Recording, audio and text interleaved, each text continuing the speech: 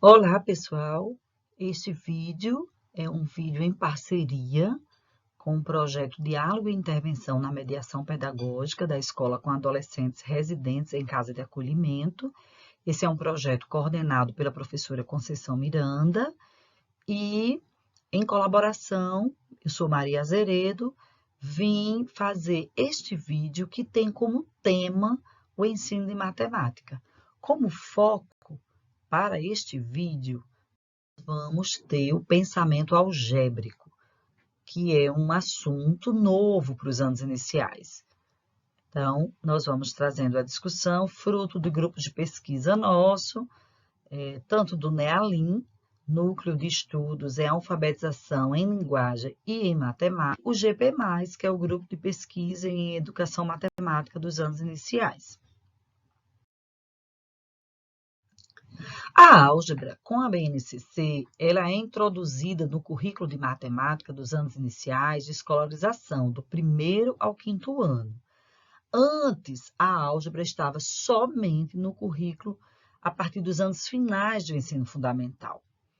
E quem teve participação no PNAEC acompanhou que esta proposta, ou seja, de trazer a álgebra para os anos iniciais, já fez parte da proposta formativa do PNAEC, só que o PNAEC ele tinha uma abrangência do 1º ao 3º ano. O que a álgebra busca desenvolver nas crianças dos anos iniciais e até também dos anos finais? Ela busca desenvolver um certo tipo de pensamento, um pensamento que a gente denomina pensamento algébrico. O pensamento algébrico envolve ideias particulares. No caso dos anos finais, abrangem ideias relativas às variáveis, ao uso de letras, o que não é aconselhado para o trabalho com anos iniciais.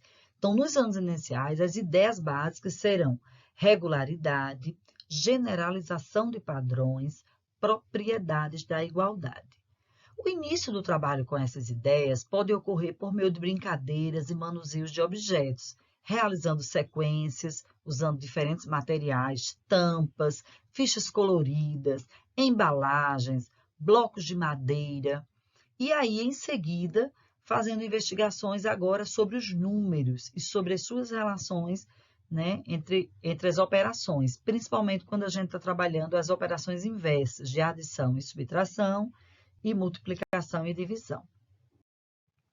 Conforme a BNCC, nos anos iniciais, o pensamento algébrico deve abranger observações e investigações de padrões, identificação de regularidades em sequências, construção e descrição de sequências, análise da relação de igualdade, ou seja, esse sinal de igual, a gente precisa ter uma compreensão mais abrangente sobre ele. As relações inversas entre as operações, é preciso que a gente explore junto às crianças essas relações de inversão e de complementaridade entre as operações e as grandezas diretamente proporcionais. A gente traz aqui um exemplo de um quadro da centena, que já pode ser trabalhado no 1º ano e que permite que as crianças observem as regularidades e os padrões na escrita dos números, de 1 a 100. Vamos começar pelo item das observações e investigações de padrões. Então, o trabalho com observação de padrões, ele inicia até antes dos anos do ensino fundamental. Ele pode, inclusive, iniciar na educação infantil. Que padrões podemos encontrar nessas imagens? Então, eu trouxe aqui 2 quadros com imagens. Que padrões a gente pode encontrar? No primeiro, a gente pode ver que tem muitas imagens que envolvem água, barco, né? Água, o banho na água, e imagens que envolvem plantas. No segundo, a gente já tem uma situação que inverte. A gente tem imagens que envolvem plantas, mais, né, do que as imagens que envolvem água. Agora, a gente podia também perguntar, em que essas imagens, em que esses 2 quadros eles se assemelham? Em que eles se diferenciam? isso é buscar e identificar alguns padrões. No caso, com as embalagens, a gente também pode propor trabalhos onde as crianças vão observar padrões. Que padrões podemos encontrar nessas embalagens? As embalagens que estão todas aí distribuídas. Aqui abaixo, nós fizemos uma breve classificação, uma simples classificação com embalagens. Então, à esquerda, a gente encontra embalagens que se referem a alimento, né? E à direita, embalagens que se referem à higiene pessoal. Só teria esse jeito de organizar ou de observar padrões nessas embalagens? Não. Os padrões possíveis de serem observados, aspectos possíveis de serem observados, podem ser múltiplos. E você precisa estimular isso junto aos seus alunos. Ainda em observações e investigações de padrões, eu trouxe aqui uma experiência com tampas de garrafa, tampas de objetos diversos. Como podemos agrupar essas tampas? Então, a gente, quando faz essa proposta de que as crianças agrupem, ou que elas classifiquem, elas vão considerar um determinado padrão, um determinado atributo, que vai ser o critério utilizado para a sua classificação. Então, aqui na parte de cima, a gente tem uma classificação, um agrupamento, feito considerando as cores das tampas. Dizendo a vocês que essa tampa de cima é uma tampa preta e a tampa mais larga aqui embaixo é uma tampa marrom.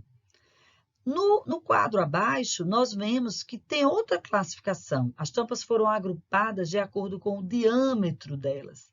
Então, à esquerda, a gente tem tampas com diâmetro menor, no meio, tampas com diâmetro médio e à direita, tampas com diâmetro maiores. Em relação à identificação de regularidades em sequências, veja, anteriormente nós estávamos falando do padrão. Então, quando eu estou considerando um determinado padrão agrupando elementos, eu estou usando um padrão para formar um conjunto, para agrupar. Aqui, a gente vai se referir a uma regularidade ou a um padrão que permita que eu organize sequências, que eu ordene sequências, né? Então, aqui a gente pergunta ou sugere que vocês façam com as crianças quando apresentarem para elas diferentes tampas. Utilizando tampas coloridas, crie diferentes sequências e pergunte: quem descobre o padrão? Qual a próxima tampa a colocar? Então, a gente colocou um padrão feito, uma sequência feita em cima e uma sequência feita abaixo. E a gente percebe que no de cima, o critério utilizado, a regularidade, é apenas a alternância de cor. Vermelho, azul, vermelho, azul, vermelho, azul. Qual seria a próxima tampa? No segundo quadro, no quadro mais abaixo, a gente tem duas tampas, azul, azul, vermelho, azul, azul, vermelho, azul, azul. Qual seria a próxima tampa? Essas são algumas sugestões que a gente pode fazer com tampas, mas você teria outras sequências a organizar e a pedir para as crianças descobrirem o padrão. Além das tampas ou de embalagens, a gente pode explorar também o trabalho com os números. Então, vamos descobrir o padrão dessas sequências numéricas? Então, veja que aqui a gente já está aumentando a complexidade da observação dessas regularidades para que as crianças identifiquem. Então, vejam que aqui nos itens A, C e E, nós temos padrões mais conhecidos. Então, eu tenho aqui a letra A, os padrões de números ímpares, né? Um padrão bastante utilizado. Eu tenho na letra C o padrão de números. Vamos lá, qual seria o que a gente observa? 2, 4, 8, 16. O que é que a gente percebe? Que os números, o próximo número é o dobro do anterior. Então, eu tenho 2, 4, 8, 16. O próximo será 32 e assim por diante. Na letra E, eu tenho os números que começam 0, 3, depois eu tenho 6, depois eu tenho 9. O que é que ocorre entre esses números? Qual é a regularidade? A regularidade é que eles estão organizados a cada 3.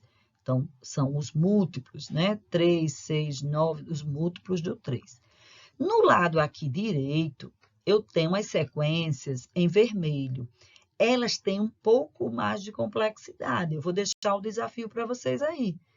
Qual o padrão dessas sequências? E aí, conseguem descobrir? Um outro item é a construção e a descrição de sequências. Então, não basta apenas que as crianças identifiquem os padrões ou as regularidades presentes nas sequências. Elas também precisam construir suas sequências e também descrever as sequências dos outros colegas ou da professora. Então, há uma exploração aí da oralidade, de que a criança exponha oralmente como ela pensou sobre o padrão que está presente nas sequências que seus colegas elaboraram.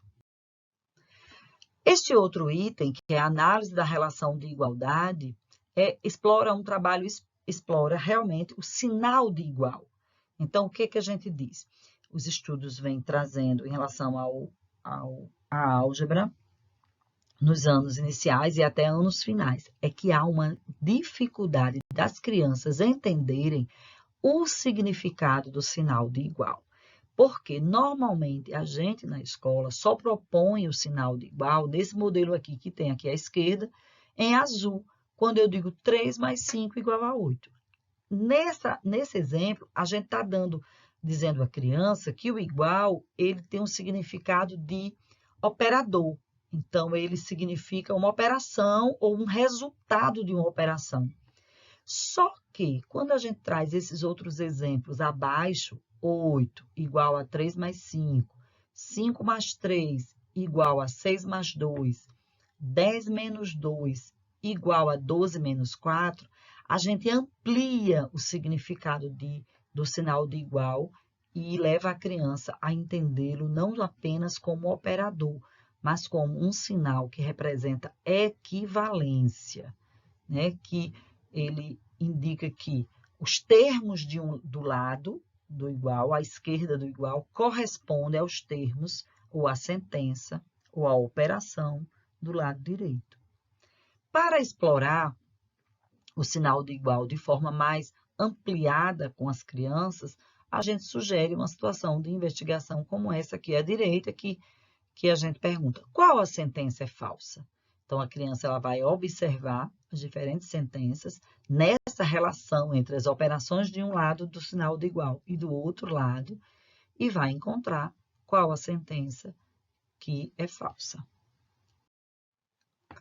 Outro item são as relações inversas entre as operações adição e subtração e multiplicação e divisão. E aí vocês podem me perguntar, mas Maria, então a álgebra é um campo, né? É uma unidade temática da ABNCC que está o tempo inteiro trabalhando com as operações? E eu vou responder sim, porque a observação de regularidades e de padrões, ela ocorre não só com os números, né? Que a gente está colocando aqui da aritmética, mas também em geometria, também em grandezas e medidas. Então, é uma área que interrelaciona com outras áreas internamente a matemática, certo? Então, se a álgebra ela busca o desenvolvimento de um pensamento, que é um pensamento algébrico, que possibilita ao sujeito generalizar, o campo aritmético